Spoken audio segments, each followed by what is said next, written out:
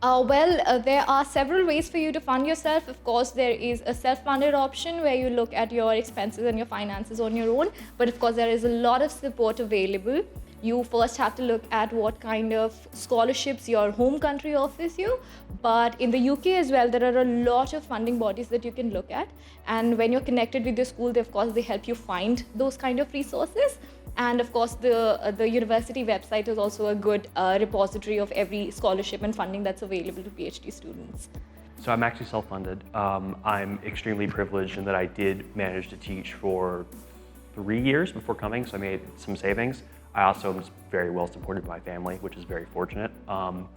I have a lot of friends who are self-funded because, again, being based out of the Mitchell Institute, where Leverhulme does a lot of its funding, there are obviously programs and opportunities for international students, local students, Irish, UK students to come and study and do a PhD. So I was fortunate to have my funding already sorted for me before I began my PhD.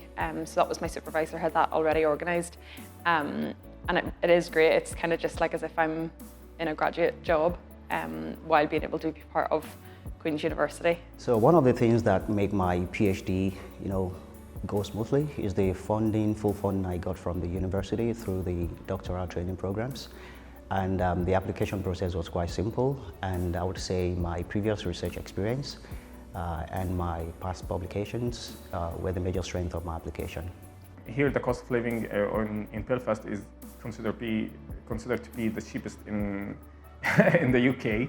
So someone like me who is self-funding, I'm just using my savings because I used to work for like 15 years of experience, and I've used these savings to fund my PhD program.